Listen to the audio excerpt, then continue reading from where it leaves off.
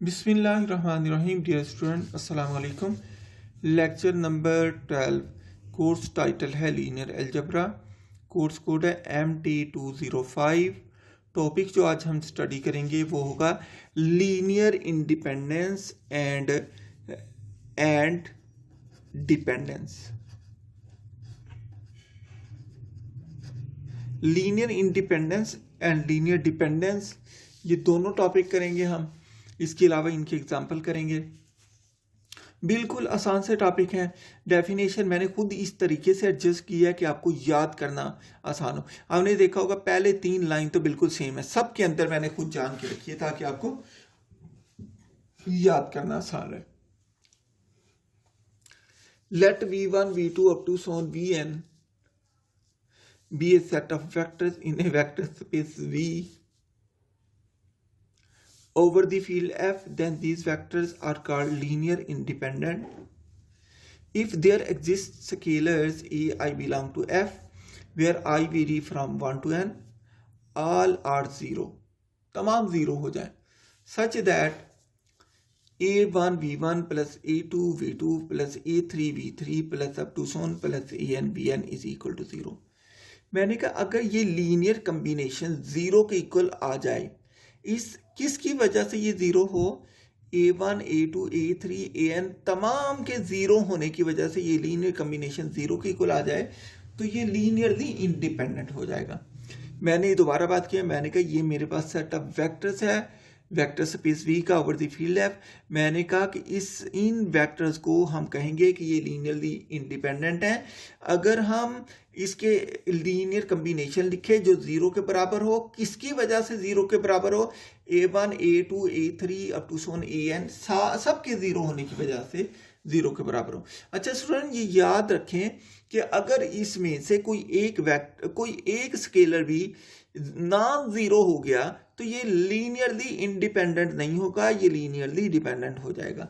Linearly independent के लिए ये शर्त है कि तमाम के तमाम स्केलर 0 नहीं होने चाहिए।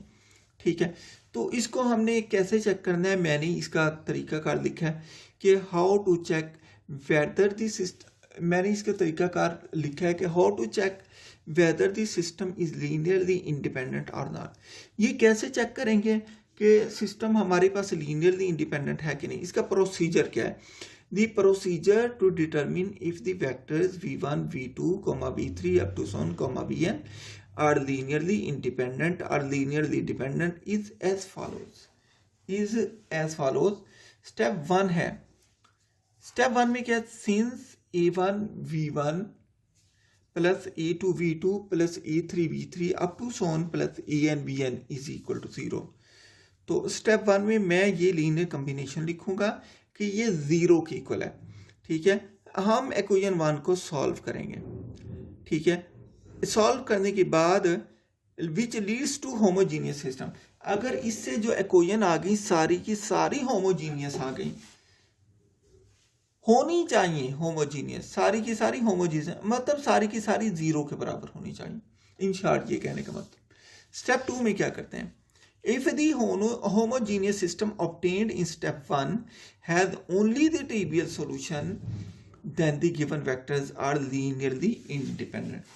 मैंने कहा जब आपने इस सिस्टम को पहले आपने क्या किया, ये लीनियर कम्बिनेशन लिखा, इसको सॉल्व किया, मतलब सॉल्व करने से मुराद इसके अंदर v1 v2 v3 up to so on vn की वैल्यू डाल दी। इनकी वैल्यू डालने के बाद अगर आप देखें कि आपके पास जो सिस्टम आ गया वो होमोजीनियस आ गया, तो इसका मतलब ये है इस लीनियर होमोजीनियस सिस्टम को हम सॉल्व करेंगे और सॉल्व करके देखेंगे कि सॉल्यूशन ट्रिवियल है। अगर सिर्फ ट्रिवियल सॉल्यूशन आ गया तो ये जो हमारे पास सिस्टम गिवन होगा ये लीनियरली इंडिपेंडेंट आ जाएगा। अगर ट्रिवियल के अलावा नॉन ट्रिवियल आया तो फिर ये हो जाएगा लीनियरली डिपेंडेंट। ये इसका प्रोसीजर है। पहले स्टेप के अंदर आपने ये लीनियर कम्बिनेशन लिखना है, इसमें v1 v2 v3 up to so on vn की वैल्यूज पुट करनी है। वैल्यूज पुट करने के बाद आपने क्या करना है, वैल्यूज पुट करने के बाद आपने ये देखना है कि इस सिस्टम को आप सॉल्व कर लें। सॉल्व करने के बाद अगर सिस्टम लीनियरली इंडिपेंडेंट हो गया तो क्या हो, अगर सॉल्यूशन ट्रिवियल आ गया तो सिस्टम लीनियरली इंडिपेंडेंट हो जाएगा। अगर सॉल्यूशन नॉन ट्रिवियल आया तो सिस्टम लीनियरली डिपेंडेंट हो जाएगा। ये ट्रिवियल और नॉन ट्रिवियल की बात हम पहले भी कर चुके हैं ग्रुप के अंदर, और इसकी भी हम आगे चल के करते हैं। हम कहते हैं if it has a non-trivial solution then the vectors are linearly dependent। तो मैंने कहा अगर सॉल्यूशन नॉन ट्रिवियल आ गया तो वेक्टर जो होंगे वो लीनियरली डिपेंडेंट हो जाएंगे। अब देखें एग्जांपल दिए मैंने यहाँ पर, determine whether the vectors are linearly independent और लीनियरली डिपेंडेंट। ठीक है, तो ये दो वेक्टर गिवन है, ये गिवन वेक्टर है -1 1 0 0 एंड -2 0 1 1। हमने ये बताना ये लीनियरली डिपेंडेंट है या लीनियरली इंडिपेंडेंट है। तो पहली डेफिनेशन से हमने क्या किया, हमने पहले इसमें इसका लीनियर कम्बिनेशन लिखा। By the definition of linearly independent, यही मैंने पहले लिखा था ना, इसका मैंने जो था लीनियर कम्बिनेशन ये लिखा था a1 b1 plus a2 b2 plus a3 b3 plus up to so on an bn। तो आप देखें यहाँ पर c1 v1 plus c2 v2 is equal to 0। यहाँ पर हमने v1 लिखा, v1 is equal to -1 1 0 0 and v2 is equal to -2 0 1 1। तो मैंने यहाँ पर v1 v2 की वैल्यू पुट कर दी। जिसको मर्जी आप v1 कह दें, जिसको मर्जी v2 कह दें, इससे कोई फर्क नहीं पड़ता सॉल्यूशन पर। सिर्फ जो पहले गिवन था उसको मैंने v1 कह दिया, जो बाद में गिवन है मैंने उसको v2 कह दिया।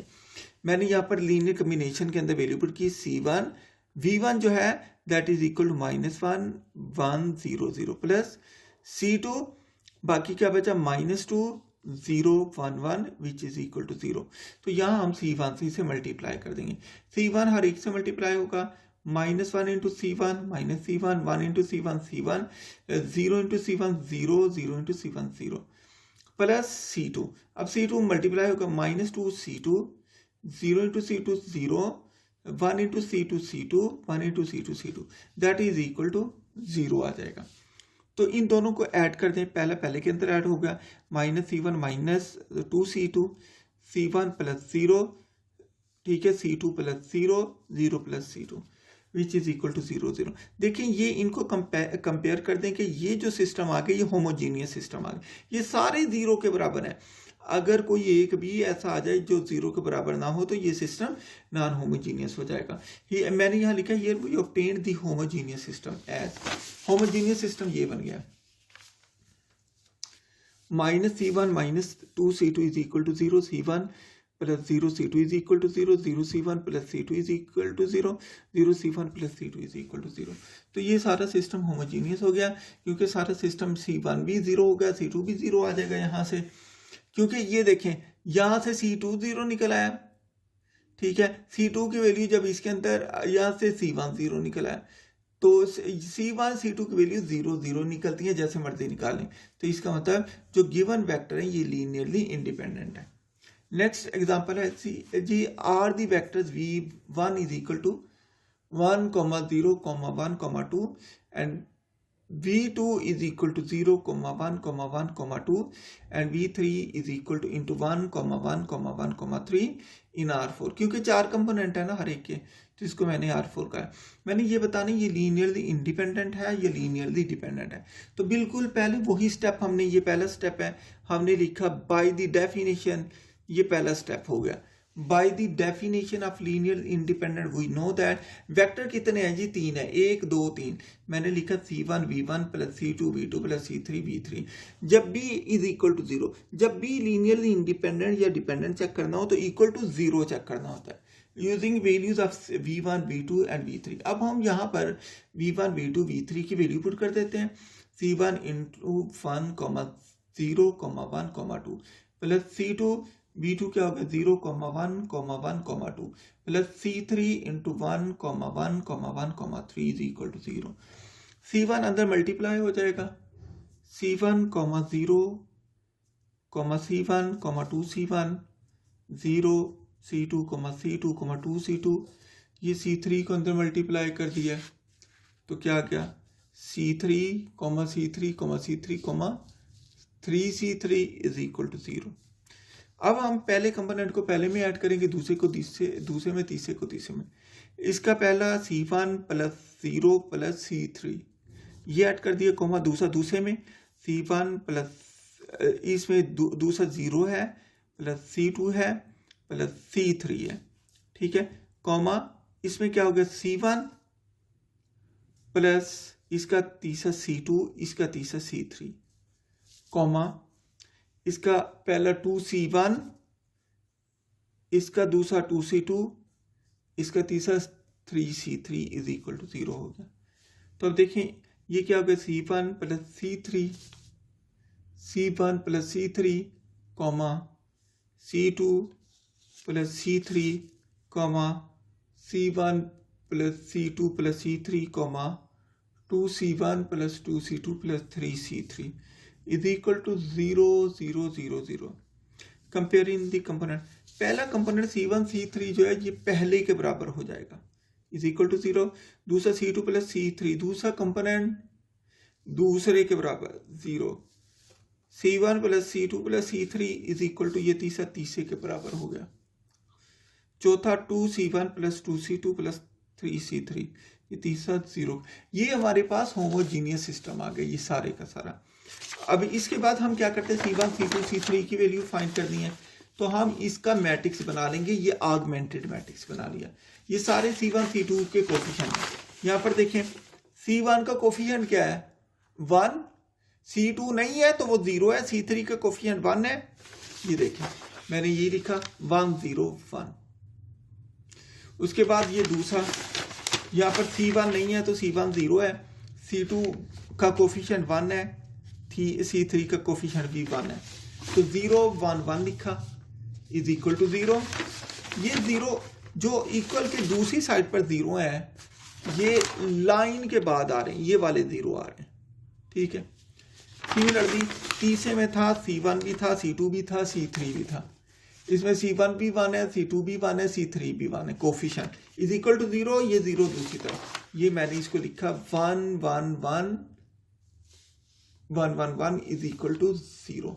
अब आखिरी में क्या है, आखिरी में 2c1 2c2 3c3, तो ये क्या हो जाएगा 2 2 3 इज इक्वल टू 0 है, तो दूसरी तरफ ये आ जाएगा 0 आ जाएगा 2 2 3 इज इक्वल टू 0, ठीक है। इसको मैंने एचिलान फॉर्म में कन्वर्ट किया है, बिल्कुल वैसे जैसे आप एफएससी में करते हैं।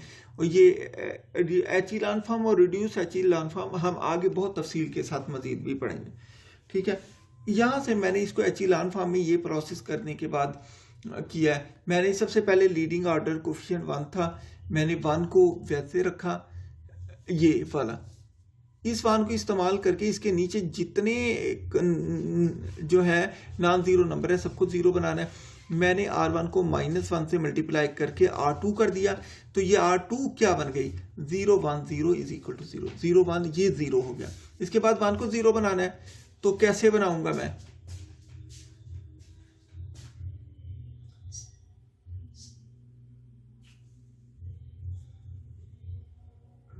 इसके बाद मैंने ये तरीका का, इसमें एक रो जो है ना ये ऐड करनी थी, ये मेरा ख्याल मैं भूल गया हूँ, इसके साथ भी यही प्रोसेस करना है।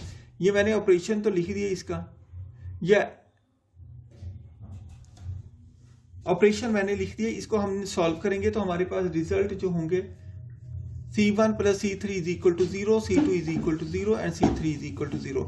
यहाँ पर c3 0 आ जाएगा, यहाँ पर तो 0 पुट किया तो c1 भी 0 हो जाएगा। यहाँ पर वैल्यू निकल आई c1 भी 0, c2 भी 0, c3 भी 0 है, तो ये क्या हो जाएगा, ये हमारे पास ये तमाम कांस्टेंट 0 आ गए। इसका मतलब ये हुआ कि ये हमारे पास जो है ये लीनियरली इंडिपेंडेंट हो गया, क्योंकि सारी कांस्टेंट जो है वो नॉन ज़ीरो है, तो इस तरीके से ये लीनियरली इंडिपेंडेंट हो गया। अच्छा, इस मैट्रिक्स को आप जो है ना सॉल्व कर लेना। मैं जो है ना मैं दरमियान वाली रो ये वाली लिखना भूल गया हूँ, ये 0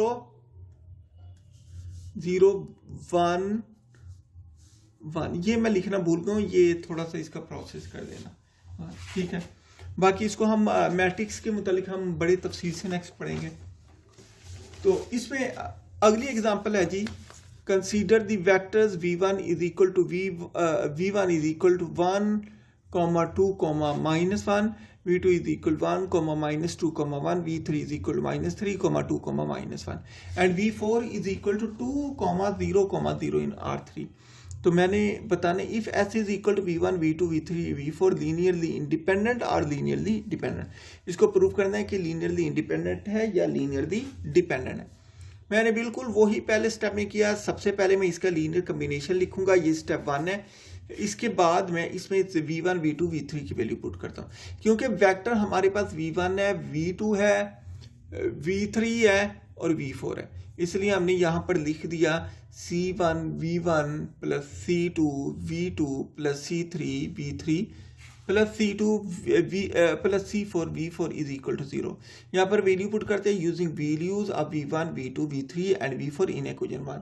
c1 क्या हो जाएगा into 1 comma 2 comma minus 1 plus c2 into 1 comma minus 2 comma 1 plus c3 minus 3 comma 2 minus 1 plus c4 into 2 comma 0 is equal to 0। तो ये क्या हो जाएगा, अंदर सबको मल्टीप्लाई कर दिए c1 से मल्टीप्लाई किया, ये क्या होगा c1 2 से मल्टीप्लाई हुआ तो 2c1 कॉमा माइनस 1 से मल्टीप्लाई हुआ तो माइनस c1 प्लस c2 से मल्टीप्लाई किया तो c2 comma minus 2c2 comma c2, c3 से मल्टीप्लाई किया minus 3c3 comma 2c3 comma minus c3, ये c4 से मल्टीप्लाई किया 2c4 comma 0 is equal to 0। ठीक है, अब इसके कंपोनेंट ऐड कर देते, पहला कंपोनेंट पहले में, दूसरा कंपोनेंट दूसरे में ऐड करेंगे और तीसरा कंपोनेंट तीसरे में ऐड करेंगे।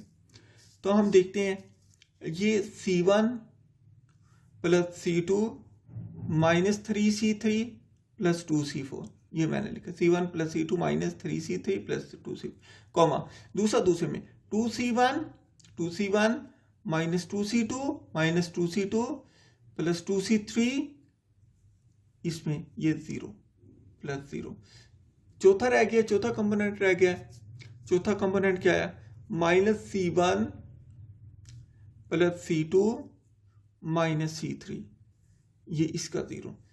अब ये किसके इक्वल था, 0 भी वेक्टर है, तो इसको मैं इस तरीके से 3 कंपोनेंट में लिख सकता हूँ ताकि मैं कंपेयर कर सकूँ 0,0,0। इसको कंपेयर किया, पहला कंपोनेंट पहले के बराबर, तो c1 plus c2 minus 3c3 plus 2c4 is equal to 0, ये पहला कंपोनेंट 0 के बराबर। अब दूसरा component 2c1 minus 2c2 plus 2c3 is equal to 0, तीसरा और आखिरी component minus c1 plus c2 minus c3 is equal to 0 के बराबर। अब जो है इसको बेशक आप इस तरीके से सॉल्व कर लें जैसे मैंने लिखा है, या मैट्रिक्स बनाकर सॉल्व कर लें, दोनों तरीकों से आंसर सेम आएगा। तो मैंने क्या किया है, मैंने इक्वेशन 2 को और इक्वेशन 4 को मैंने ऐड कर दिया, यहाँ से c1 c2 कैंसिल हो गए, बाकी क्या बचा माइनस 3 और minus 1c minus 4c3 plus 2c4 is equal to 0 plus 0 is equal to 0 आ गया। ठीक है, इसके बाद हम देखते हैं यहाँ से हमारे पास जो आंसर आया, मैंने यहाँ से c3 निकाल लिया, c3 हमारे पास बना 1/2 c4। इसके बाद मैं इक्वेशन 4 देता हूँ, इक्वेशन 4 में c3 की वैल्यू पुट कर देता हूँ। इक्वेशन 4 है यहाँ पर, ये नंबरिंग हम पहले ही दे चुके हैं, equation 4 minus c1 plus c2 minus c3, मैंने इसको लिखा है, ये क्या आ गया minus c1 plus c2 is equal 1/2 c4। तो यहाँ मैंने c3 की वैल्यू पुट कर दी है, ये आ गया मेरे पास। अब बाय इक्वेशन 1, अब बाय इक्वेशन 2, इक्वेशन 2 क्या थी, c1 plus c2 minus 3c3 plus 2c4, यहाँ पर मैं 0 पुट कर देता हूँ c4 को, खुद मैंने चूज किया ताकि ये ज़्यादा सिंप्लीफाई हो जाए, क्योंकि इसके अंदर सॉल्यूशन यूनिक नहीं आते, इसके अंदर सॉल्यूशन इनफाइनाइट आते हैं, क्योंकि नंबर ऑफ अ नॉन और नंबर ऑफ इक्वेशन बराबर नहीं है, इसलिए सॉल्यूशन इनफाइनाइट आएंगे। ठीक है, अब इसके अंदर कांस्टेंट कितने, ये देखें ना, ये सिस्टम को देखें, कांस्टेंट कितने, c1 c2 c3 c4, equation कितनी है 1 2 3, इसलिए जब ऐसी सूरत हाल हो जाए तो सॉल्यूशन इनफाइनाइट आते हैं। ठीक है, तो इसके अंदर मैंने c4 को 0 पुट किया, c4 को 0 पुट करने के बाद यहाँ पर मैंने c3 की वैल्यू 1 फिक्स कर दिया, खुद मैंने जान के फिक्स किया ताकि ये सिंप्लीफाई हो जाए, मैं इसको सॉल्व कर दूँ। तो मैंने ये लिखा, it is equal to C1 plus C2 is equal to 3 आ गया।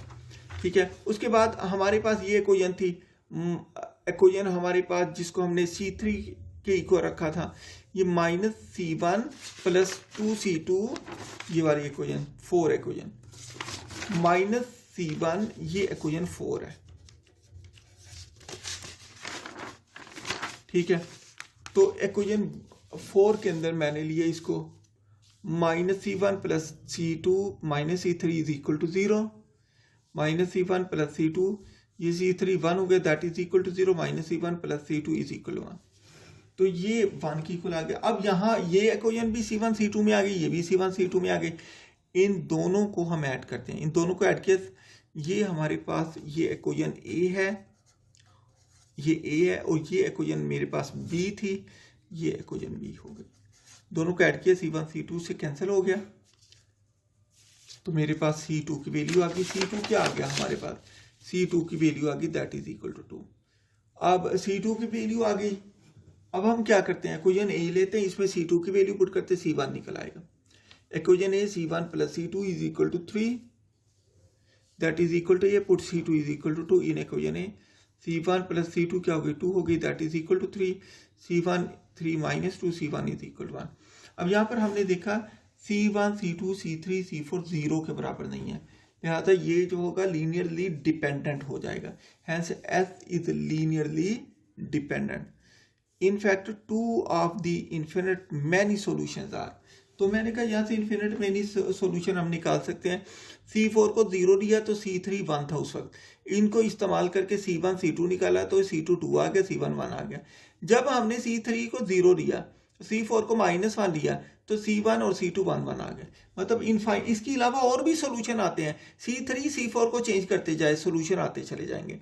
लास्ट में मैंने लीनियरली डिपेंडेंट की डेफिनेशन लिखी है, मैंने कहा late V1 V2 V3 be a set of vectors in a vector space V over the field F, then the vectors are called linearly dependent if there exist scalars ai belong to F where I vary from 1 to n, not all 0, such that a1 v1 plus a2 v2 plus a3 v3 plus up to 1 plus an bn is equal to 0। मतलब ये जो linear combination है ये 0 के बराबर आए, उस वक़्त के a1 a2 a3 an कोई या तो सारे 0 ना हो, या ऐसा हो कि कुछ 0 हो, a1 a2 up to an कुछ 0 हो कुछ 0 ना हो। याद रखें वेक्टर तो 0 की बात ही नहीं कर रहे हम, a1 a2 a3 up to an अगर ये सारे 0 हो जाएं तो ये लीनियरली इंडिपेंडेंट हो जाता है। लेकिन अगर a1 a2 a3 up to an कुछ 0 हो जाएं कुछ 0 ना हो तो तब भी लीनियरली डिपेंडेंट है। और अगर ये a1 a2 a3 up to an ये सारे ही 0 ना हो बल्कि वेक्टर के प्लस माइनस होने की वजह से आंसर 0 आ जाए तो ये तब भी लीनियरली डिपेंडेंट हो जाएगा। ठीक है जी, तो इसी की मैंने आपको पहले एग्जांपल भी करवाई है, ये भी देख लें। एक और मैं यहाँ पर लिख रहा हूँ, show that the vectors E1 E2 and E3 in R3 are linearly independent. ये बताना है कि ये वेक्टर लीनियरली इंडिपेंडेंट है। याद रखें ये जो E1 है ये अंडरस्टूड है कि ये 1 0 0 के बराबर होता है और E2 0 1 0 के बराबर होता है। इसकी वैल्यू गिवन नहीं होती, ये आपको मालूम होना चाहिए। E1 कहेंगे तो इसका मतलब x कंपोनेंट नॉन 0 है, बाकी सारे 0 हैं। E2 कहेंगे तो इसका मतलब y कंपोनेंट 1 है, नॉन 0 है, बाकी सारे 0 हैं। E3 कहेंगे तो इसका मतलब z कंपोनेंट नॉन 0 है, इसके अलावा बाकी सारे 0 हैं। We know that C1 V1 plus C2 V2 plus C3 V3 is equal to 0। Here यहाँ पर मैं V1, यहाँ पर जो वेक्टर V1 V2 V3 है ना, यहाँ पर वेक्टर मेरे पास इनकी जगह E1 E2 E3 है। मैंने V1 को E1 रखा, V2 को E3 रखा, V3 को E3 रखा, इनकी वैल्यू डाली तो C1 E1 plus C2 E2 plus C3 E3 is equal to 0। इनकी वैल्यू डाली C1 E1 1,0,0 है, C2 वैसे, E2 क्या है 0,1,0 है, प्लस C3 क्या है E क्या है 0 0 1 इज इक्वल टू 0। C को अंदर मल्टीप्लाई की C1 को, ये C1,0,0 ये प्लस इंटू C2 को अंदर मल्टीप्लाई किया 0,C2,0 प्लस C3 अंदर मल्टीप्लाई किया 0,0,C3 इज इक्वल टू 0। ठीक है, इसमें कंपोनेंट पहला पहले में ऐड करें, दूसरा दूसरे में, तीसरा तीसरे में। C1 plus 0 plus 0 0 plus C2 plus 0 0 plus 0 plus C3 into 0,0,0। तो ये C1 निकला है, C2 C3, यहाँ से निकला C1 0, C2 is equal to 0, तीसरा तीसरे के बराबर, C3 इज इक्वल टू 0। सारे C1 C2 C3 0 आ गए। इसका मतलब जो हमारे पास vectors E1 E2 and E3 हैं ये लीनियरली इंडिपेंडेंट है। वेक्टर E1 E2 E3 ये सारे के सारे लीनियरली इंडिपेंडेंट हैं।